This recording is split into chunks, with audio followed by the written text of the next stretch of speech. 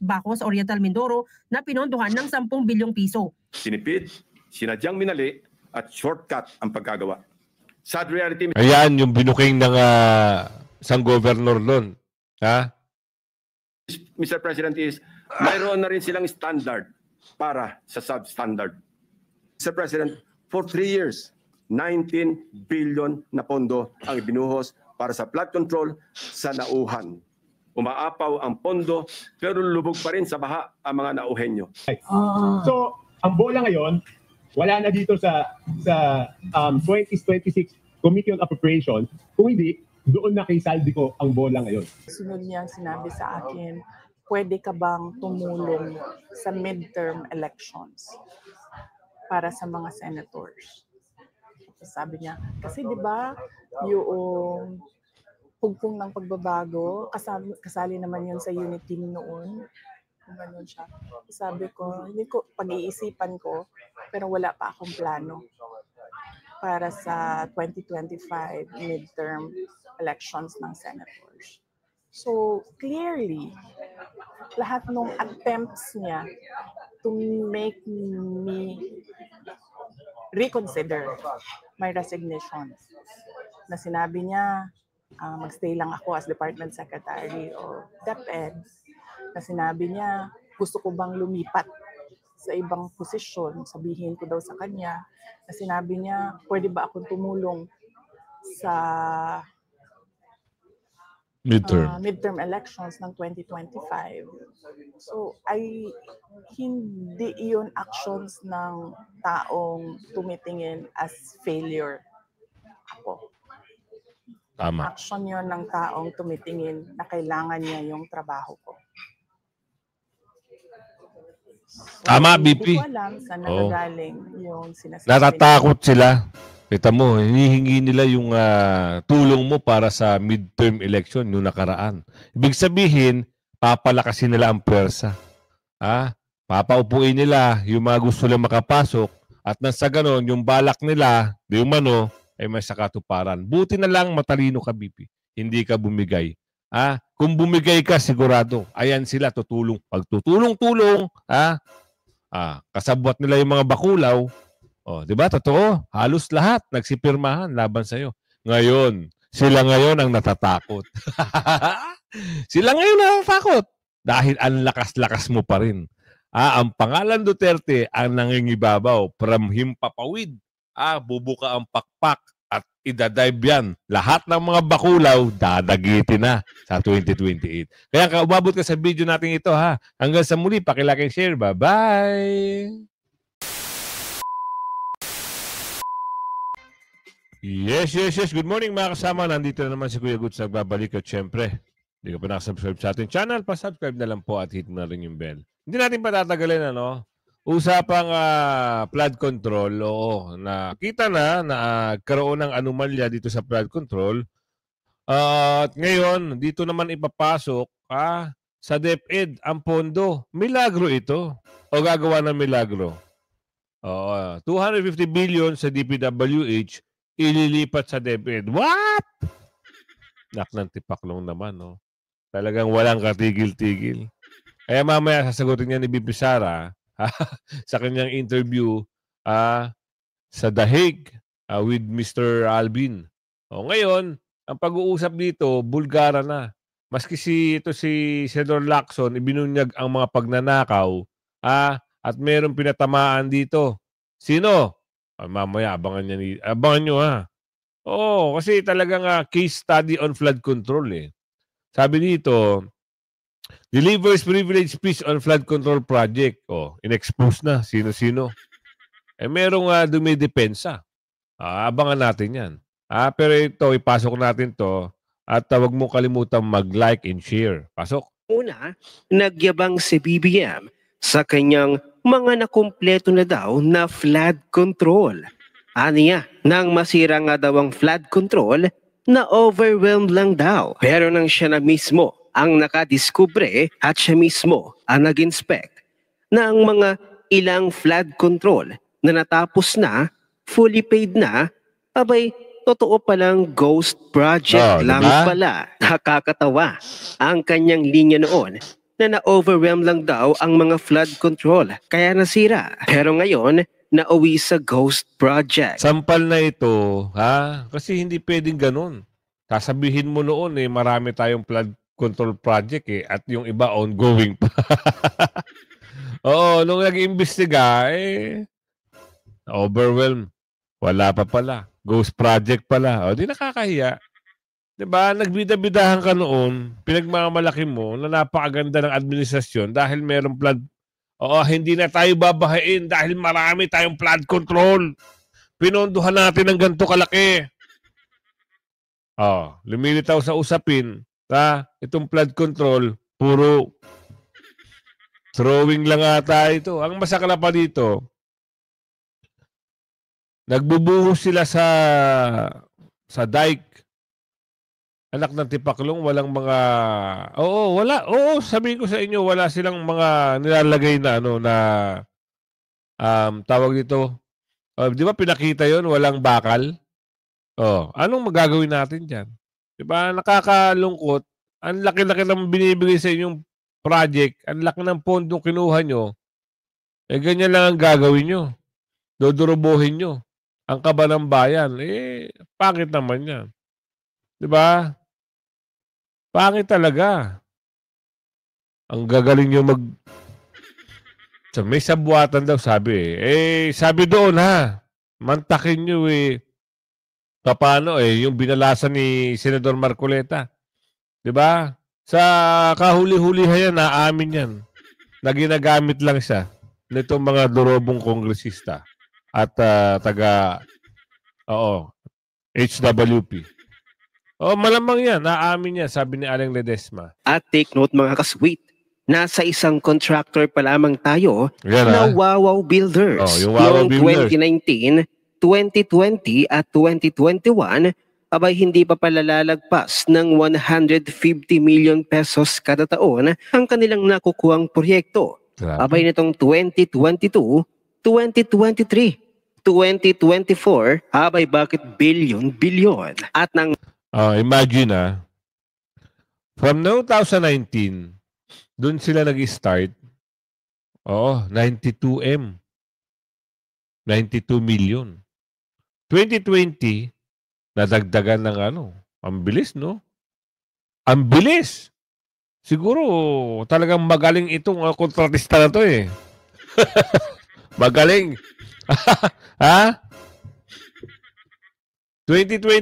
2021, nag-100M na.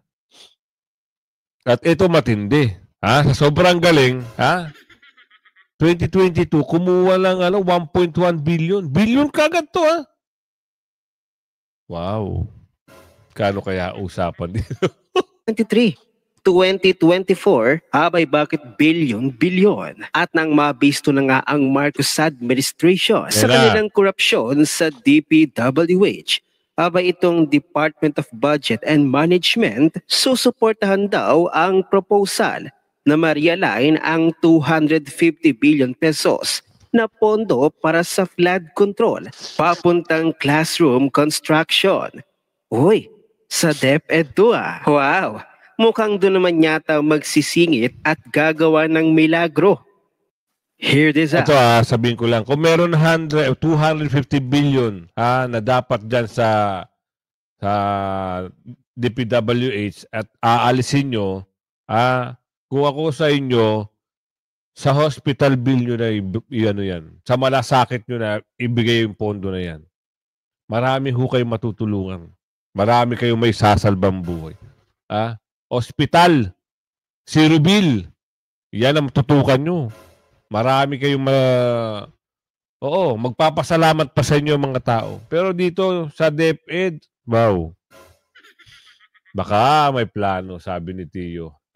When VP Sara Duterte took on the role of DepEd Secretary, she wrote to the Department of Budget and Management, or DBM, asking that classroom construction be handled directly by Department of Education.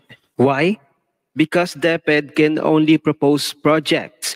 The actual construction is devolved to DPWH and LGUs. Nako. And we all know LGUs are not created equal. Some are rich, others barely have a budget. Meanwhile, DPWH has long been notorious for its inefficiency in construction. If there are classroom backlogs, then it's not the fault of the Department of Education Secretary. However, Vice President Sara was blamed for failing to meet classroom constructions. But DBM did not heed her request, at least based on what I've known. No updates came after. Fast forward to yesterday, DBM is now suddenly backing a proposal to realign 250 billion pesos from flood control funds to classroom construction. Why the shift? Grabe, no? Para-paraan lang yan, ha? Kaya, kahit gawin nyo yan, ha? Meron pa rin taong magbubunyag niyan. Kasi nasimula na yan, eh. Baka magkaroon na naman ng dawit-dawit, ha? At kayo ay, ang tawag doon, madamay. Bakit? Tingnan natin to. Kung ano yung mga balita rito. Ito yung nakakatuwa ngayon sa mga senador dahil talagang nakatutok sila dito sa maanumalyang flood control. Hindi naman kasi nakakatuwa eh. Di ba mo, milyon-milyon Pilipino, libu-libong Pilipino ang binabaha. Mula Bataan hanggang Valenzuela. Sama mo na ang Manila. Di ba? Sama mo na ang Cebu. Sama mo na ang... pag kasi ang nag-fact check ang ano tawag dito yung kalamidad, wala kayong lusot dyan. Kahit magsinungaling pa kayong mga dorobo kayo. Kasabihin nyo may flood control, pinakchet kayo ng kalamidad. Ayan, lumabas ang katotohanan. Nabanggaan ng barko. Ayun, sira. Nabanggaan ng barko. Nasa mga barko? Nasa dagat. Binabaha ba ang dagat? Ha? Pakalong naman, oh. Gagaling nyo. O, ito. Sino ang magsasalita? Detalye ni Senator Panfilo Ping Lacson sa kanyang privilege speech kung paano sinasagawa po ang pagnanakaw ng pondo para sa mga flood control project. At pinangalanan po ng senador kung sino-sino ang ilan po sa mga kontratista at mga politikong sangkot dito. Detalye sa live report ni Mean Corvera. Mean. Ali, orchestrated daw ang pamamaraan o hatian sa lahat ng pondo para sa mga flood control projects sa gobyerno. Ayon kay Senator Ping Lacson, hinahati o kinakatay ang pondo sa pamamagitan ng SOP, ng lagay, ng reseta at tinatawag niyang parking fee. Ang malaking tanong, ano ang riverbank protection structure na pinondohan at sinasabing completed dito? Ito po bang nakikita nating puting pader sa screen? Pader nga po yan, Mr. President. Perimeter fence ng subdivision. Mr. President, sari-saring gimmick, makapandaya lang ng milyones sa kaban ng bayan. Idinetalye na ni Senator Ping Lacson ang iba't ibang maanumalyang proyekto na pinondohan mula sa buwis ng taong bayan. Sa kanyang privilege speech na may titulong Flooded Gates of Corruption, sinabi ng senador na ang pinaka-notorious daw ang tinawag niyang horror stories ng mga proyekto sa Hagonoy at Malolos, Bulacan. Nako, yan na. Mukhang madadawit dito sa gobernador. Oo. Itong Hagonoy, Bulacan na to, nung panahon na ito, panahon, hindi ho binabahayan. Bihirang bahain yan. Nagtataka na lang tayo, bakit ngayon, hanggang bewang, hanggang ulo, ang baha. Oo, yung mga palaisda ay namistula na talagang dagat. Pag bumaha, hindi ko alam ano nangyari. Pag sinabayan pa ng pagpakawala ng dam, ayun na, parang swimming pool. Diba? Hindi ho binabahayan. Kaya nagtataka tayo, itong Bulacan na ito, buong Bulacan, halos buong Bulacan. Nako, sino kaya mananagot dito? Yung gobernador, naglilinis kamay ba? Sabi ni Aling Marie. O talagang merong pagkukulang itong mga kontraktor at kontratista? Sinuong ng aking team ang baha sa Barangay Abolalas, Hagonoy, para hanapin ang proyektong construction of riverbank protection structure mula sa Darcy and Ana na nagkakahalaga ng 77.199 million pesos na naman. Ito po ang tumambad sa amin, Mr. President. Nakikita niyo po ba ang pagkakatayo ng flood control structure? Hindi niyo po talaga makikita, my dear colleagues. Guni-guni lang kasi ang flood control structure o riverbank protection kung saan dapat nakatayo ang Darcy and Ana project. Ayon kay Lacson, Dancy and Ana project, ghost project pala. Binulgar na. Oh, wala tayong may tatago dito kasi nag-iimbestiga na ho. May gumagalaw na sa mga tao ng mga senador. Kita mo, pinuntahan mismo ng mga tao ni Senador Lacson. Kaya pala ho, taga Bulacan, taga Hagunoy, binabaho kayo dyan. Sisihin nyo ho yung congressman. Yung contractor. Oo. Alam na, posible naman hindi alam ni Bakulaw yung mga congressman yan. Sisihin nyo yung mga kontratista dyan. Meron ho ba kayo nakitang ginawa? Ngayon, mga lampag kayo. Kalampagin nyo ngayon. Nasaan na ho yung flood control na sinasabi ni Senator Lacson na dito pinagawa? Guni-guni na lang pala yan. Sino ang kumita? Kita nyo ngayon. Yari kayo ngayon. Mapapanagat kayo ngayon. Ang gagaling nyo. 77 million. Panaginip lang na flood control. River walling. Wow. Stated ang sindikato ng dalawang nasibak na district engineers na sina Henry Alcantara at ang pumalit sa kanya na si dating Assistant District Engineer Bryce Hernandez. Dapat hindi lang sibak. Oo. Panagutin nyo, kasuhan nyo, ikulong nyo. Hindi pwedeng ganun-ganun lang. At magturo sila kung sino yung mas laking kinikita nakasabwat. Loob lamang ng 3 taon, nakakuha sila ng 28 mga proyekto na pawang mga guni-guni o ghost projects. Gusto Kita nyo? po ba ninyo makita ang itsura ng isang 77.199 million pesos worth na riverbank protection structure? Nasaan na nga ba? Ewan ko, Mr. President, dahil wala tayong makita. Kahit ano pang suyod ang gawin namin, hindi namin makita o mahagilap ang flood control project ng Darcy and Ana Builders. Grabe. Hello, Darcy. Ang Ana and Ana, nasaan ang flood control? Ang kontraktor ng mga proyekto ang Wawa Builders at Darcy and Ana Builders. Pero ang Darcy and Ana Builders nawawala rin ayon sa senador. Isa pa sa nakita namin, ang Barangay Inarawan na dumanas rin ng pagguho ng bahagi ng River Dike. Tumabo po ito ng 1.764 bilyong piso. Sa lahat ng proyektong nilaan sa Barangay Inarawan, tanging ang SunWest Incorporated ang nakakopo ng mga proyekto. Ito ang kontraktor na una na nating narinig sa ulat ng Pangulo bilang pangwalo sa mga SunWest, alam nyo naman kung sino yan. Kontratistang nakakuha ng pinakamarami at pinakamalaking kontrata sa flood control. Ilan pa sa tinukoy ng senador ang mga proyekto sa may 7 barangay sa Nawan at Bacos, Oriental Mindoro na pinondohan ng 10 bilyong piso. Sinipid, sinadyang minali at shortcut ang pagkagawa. Sad reality. Ayan yung binuking ng isang governor doon. Mr. President, is mayroon na rin silang standard para sa substandard. Mr. President, for 3 years, 19 billion na pondo ang ibinuhos para sa flood control sa Nauhan.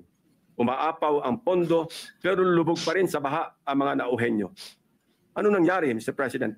Kaninong mga bulsa inanod ang buwis ng taong bayan? Pero sa bayan lang ng Nawan, aabot na anya sa 1.9 bilyon ang nailaang pondo sa nakaraang 3 taon, pero ang mga proyekto gumuho na rin kasabay ng mga bagyo at malalakas na ulan. Ang proyekto anya bahagi ng insertion ng isang kongresista sa Mindoro. Meron pa kayo tinatawag na passing through or parking fee na aabot sa katumbas na 5 to 6% ng pondo. Grabe, no? Ito ang tinuturing na royalty, ang tawag sa lagay na ibinibigay sa politikong may kontrol sa distrito kung saan i-implementa o itatayo ang proyekto. Ayon sa senador, sistematiko ang hatian ng pondo at halos 40% na lang ang kabuang pondo ang napupunta para sa flood control projects. Kaya ang gawin nyo, i-abolish nyo yung mga congress na yan. Wala rin namang gagawa Mambabatas daw kuno.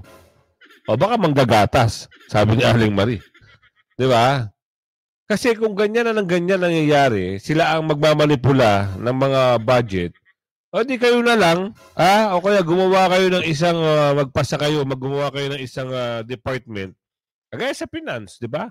Sila na mamahala sa buong kaperahan.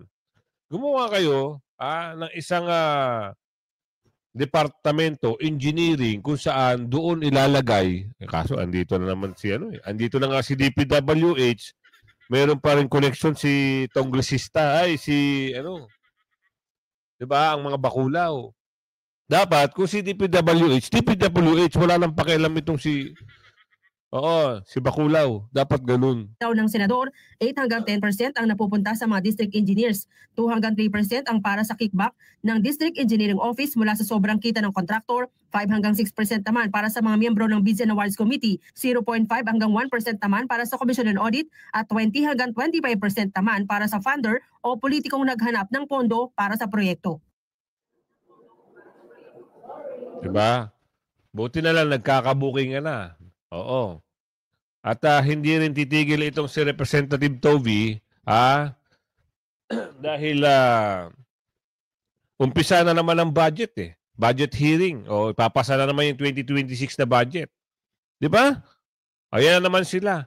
Pero pag-usapan nyo muna, kung sino yung mga nag-insert noon, dapat yun, bago ito simulan. Bakit? Panagutin nyo kung sino yung nag-insert. Bakit tahimik sila ngayon? Nag-abroad na ba? Ayaw magsalita eh. Pero pagbabanat sila kay BP Sara, itong mga ito, si Baculaw, ito si Baculaw at ito si Coco, magagaling. Ngayon, magsalita kayo. Ngayon, meron kayong mga issue, mga taga-Baculaw. Kaya ayaw na ayaw nyo umupo si BP Sara dahil sigurado tiyak yari kayo sa 2028. Yung taga Quezon, meron ka rin palang baho. Galingan nyo. Galingan nyo ng husto. Yung taga Maynila, tahimik na yung isa dahil yung sidewalk barangay hall. Lahat yan. Babalikan yan ng Agila ng Davao. Pero ito, mas maganda, may pakita muna natin kung ano yung mga pinagagawa nila. Nagbuo sila, pero wala mga bakal. Mantakin nyo yun Nagbuo sila pero walang mga bakal. Tingnan nyo. Yan ba yung mga kontrata? Kagaling, Kagaling naman. Walang mga bakal, Nilagyan ng patsi-patsing bato. Grabe, no? Santo. Pagdating ng araw, sira na naman yan. Magaling ang engineer. Magaling ang kontratista. Turo. Sino ba nagturo niyan? Pera ng taong bayan yan. Bakit kailangan yung tipirin? Gawin nyo na maayos ang trabaho nyo. Hindi eh. Ginagawa nyo palabigasan. Ang kabanang bayan, sabi ni Aling Marie. Katobi. Ano ba ang Katobi? Ano ba ang atin dito? Now, I can say na wala talagang report. Because up to today, wala pa silang nabibigay. So, ang bola ngayon, wala na dito sa 2026 Committee on Appropriation. Kung hindi, doon na kay Saldico ang bola ngayon. Kasi siya yung head niyan eh. Nasaan ang 2025 Small Committee Report? Yun. Ito ang patuloy na Tinatago hinihingi na nila. at hinahanap ni Navotas District Representative Toby Tiangco. Sa unang plenary committee level ng 2026 budget deliberations nitong Lunes, hiniling nito na ilabas sa publiko ang 2025 Small Committee Report. Kasama ang mga pangalan ng miyembro at ang mga pagbabagong ginawa sa 2025 budget upang maging malinaw at transparent sa taong bayan. Ngunit hindi ito nakuha mula sa komite. That is a document within the purview of the 19th Congress. Given that we've now crossed over to the 20th Congress, we would need to consider that request. Giit ng kongresista, bunsod nito, tanging ang nakaraang chairperson ng Appropriations Committee na si Ako Bicol Party List Representative Elizalde ang makakasagot nito. Wala na. Hindi na mahagilap. Baka nag-plain na. At lumipad na, sabi ni Aling Marie. Di umano.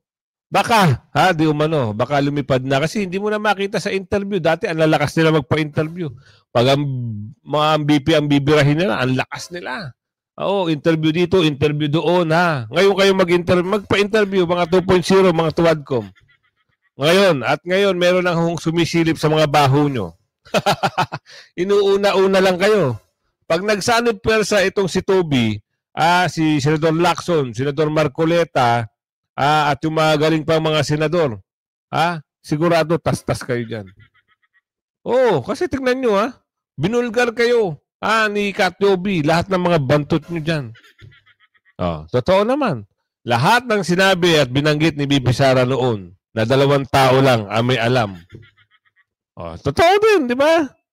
Nagsinungaling ba si BP? Hindi. Tapos inaakusa sa kanila, inaakusa sa kanya na confidential fund. Ano ito? Ano? Ano ito? Bilyon ang usapan. Puro ghost project. Kay BP Sara, 125 million. Sabi ng COA, tama pa ang ginawa. Ngayon, kayo nakakagigil kayo. Wala kayong ipinatayong river walling dito sa Hagonoy. Ang gagaling nyo. Sige pa, birahin nyo pa si BP Sara. Para lahat ng baho nyo magkalabasan. Galingan nyo. Yung taga Maynila, taga Quezon, taga Batangas. Galingan nyo. O yung taga Norte. Galingan nyo. Para kayo naman susunod iimbestigahan. Di ba? Taong bayan ho, nagpapack-check sa inyo. Biruin nyo, diversion road eh. Diversion road ba yun? Tama, diversion road. Tinutino ng kalye. Tinutino ng kalsada, wala naman daw bako. Pabubungkal nyo. Pera-pera lang yan, Kuya Goods. Ayan na. Diba? Punta tayo dito. Ang gagaling nyo magsalita, bakit ayaw nyo pag-imbestiga ng pisan nyo? Diba? Sabi ni Aling Marie. Pa-imbestigahan nyo para, tsaka yung Sunwest, Sabi ni Aling Loren dito, sikat na sikat daw yun, Sunwest. Itinanggi ni House Deputy Majority Leader at Oriental Mindoro 1st District Representative Arnan Panaligan na siya ang proponent ng flood control project sa kanilang probinsya. Ito'y matapos siyang idawit ni Senator Panfilo Lacson sa privilege speech hinggil sa umano'y palyadong proyekto sa Paco at Nauhan Oriental Mindoro na pinondohan umano sa pamamagitan ng congressional insertions. Giit ni Panaligan, ang pagtukoy at Congressional insertion, ibig sabihin may pagpapasok, may pag-i-insert. Pero maanomalya. Booking. Kasama ba ito sa pumirma sa impeachment ni BP Sara? Kasali kaya ito? Sabi na karma is real. Sabi na Aling Lorraine. Ganyan ang mangyayari kasi pag meron kang ginagawa, kita mo yung isa, yung napag-usapan kahapon. Akala ng taong bayan Maka Duterte. Ngayon, mantakin mo yung nagwi-whistleblower na taga Baguio na mayor, babatikusin mo. Baka meron ka rin kinalaman. Kongresista ka ng, ano ba yun? Samar ba o Leyte? Kilala nyo ba si Plastic? Si Goma. Bakit mo kino-question itong kung wala kang tinatagong baho, di tahimik lang. Sabi nga ng matatanda, kung walang usok, hindi naman naapo yan may usok siguro, yun, guilty ang mama. Binatikos. Patupad ng mga proyekto ay nasa DPWH at wala siyang koneksyon sa mga kontratista. Yan ang sasabihin mo. Yan ang hilig nyo sabihin pag nasusukol na, sabi ni Aling Marie. Pero magkakaalaman yan pag pinatawag lahat ng mga kontratista. Diba sabi nga, ipapatawag. Abang-abang lang tayo. Kailan ba yung huli niya? Kailan ba yung next hearing? Hindi ko na antabayanan kung kailan yung next hearing. Kasi ang ganda talaga panoorin yung next. Papatawag yung mga may-ari. Yung mga, patawag nyo yung nababanggit na, may-ari na kontratista na kongresista. Wala pa ba dyan yung rider? Sabi ng nakakarami, kontratista daw yun. Kontratista niyan. Wala tayong papel sa paglilista ng mga proyektong yan. Sabi ko nga, ang tunay na sistema dyan ay dumarating sa Kongreso ang NEP, nakalista na ang mga flood control projects na yan, kung saan lugar at kung anong amount. At ang implementer niyan ay walang iba kundi ang regional office ng DPWH. Never ako nagpalagay ng mukha ko at saka pangalan ko sa mga proyekto ng gobyerno. Nauunawa naman. Yung sinasabi ni Senator Panfilo Lacson, hindi pala totoo yun. Yung parking fee. Yung porsyento. Hindi pala totoo yun. Naku. Nagsisinungaling si Panfilo Lacson. Ganun ba yun? Bakit nadadawit ang pangalan mo? At bakit dinadawit ang pangalan mo? Ano meron?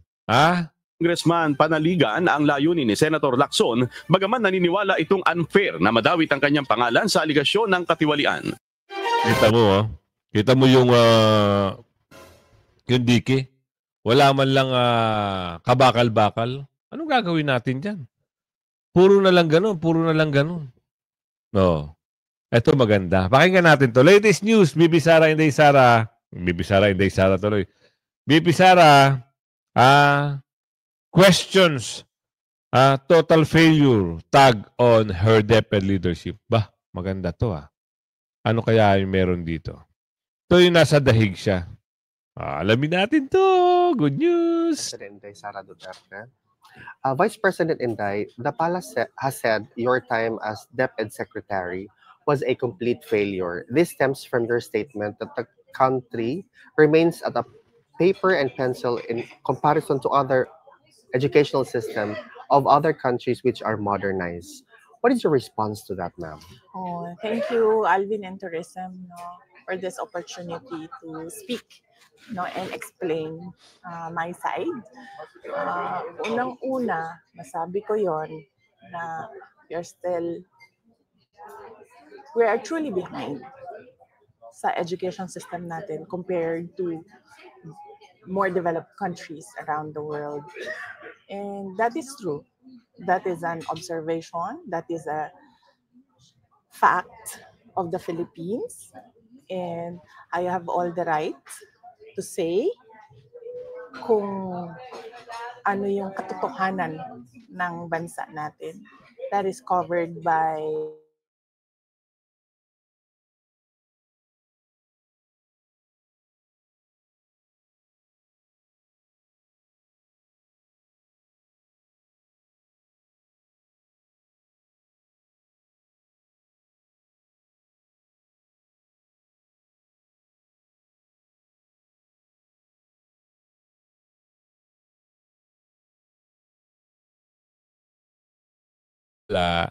Wala na, humina yung connection mga. Sorry na-delay kayo tuloy, nabitin kayo ng konti.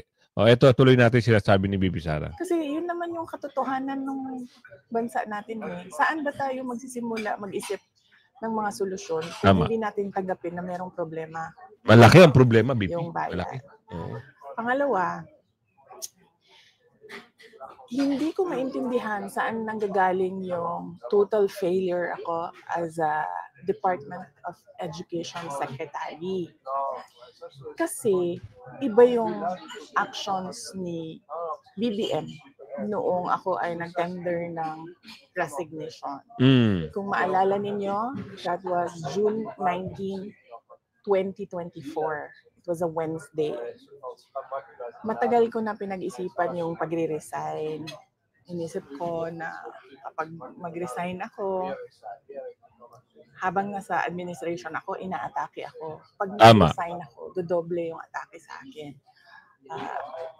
Posibleng mag-file ng impeachment case sa akin dahil September 2023 pa lang pinag-uusapan na yon. So, matagal ko na hawak-hawak yung resignation letter na yun. Matagal akong pabalik-balik sa Malacanang, pero hindi ko talaga naibigay. Pero nung June 19, 2024, dun ko na isip na yun ang pinakatamang panahon na ibigay ko na yung irrevocable resignation ko. Kasi merong meeting sa Malacanang about opening of classes na hindi naman dapat na umaabot sa level ng Pangulo, pero meeting ko nung para sa kung kailan magbubukas ang klase. So after nung meeting, mag-request ako kay President Marcos if I can have a few minutes of his time. Meron lang akong ibigay sa kanya na sulat. So ang ginawa niya, sinabi niya, so ano kasi yon? Meron silang reception area, tapos papasok ka sa isang room. Doon sa room, doon ginagawa yung meetings nila. Merong conference table. Tapos pinapasok niya ako sa isa pang room doon sa loob. Nagmuka siyang office na may table, may office table, may lounge, merong living room. Doon niya ako dinala. Meron pa isang conference table. So, tinanong pa nga niya ako hindi ka pa nakapasok dito? Sabi ko, hindi. First time ko ito nakapasok dito. Tapos nagkwento pa siya na, nung panahon ng tatay ko, parang kung saan nag-gather ang mga tao. Tapos gusto niya daw yung view na yon doon, kaya ginawa niyang office. Sabi ko, okay. Gumanon lang ako. And then sinabi ko na sa kanya, may dala ako na letter, ibibigay ko sa iyo. Tapos binigay ko sa kanya. And then, nung binasa na niya, ang sabi niya, why? Why? Tanong siya sa akin, bakit? Tapos sinabi ko sa kanya, ayoko na pag-usapan kung bakit ako mag-resign. I mean, para sa akin ba, kailangan pa ba itanong yun? Hindi mo ba nakikita kung ano yung ginagawa ninyo sa akin? O parang hindi naman ako masokista na aatakihin ninyo ako nang aatakihin habang nagtatrabaho ako para sa inyo, and to think na the Department of Education was the department that was delivering results sa administration. So hindi na ako sabi ko ayoko pag-usapan. And then sabi niya, he tried to ask me to stay. Tapos sabi ko, ayoko na. And then, ang sunod niyang ginawa, inofera niya ako, may gusto ka ba na posisyon? Sabi ko, wala akong gustong posisyon. Tapos, ang sunod niyang sinabi sa akin, pwede ka bang tumulong sa midterm elections para sa mga senators? Sabi niya, kasi di ba yung hugpong ng pagbabago, kasali naman yun sa unit team noon. Ganun siya.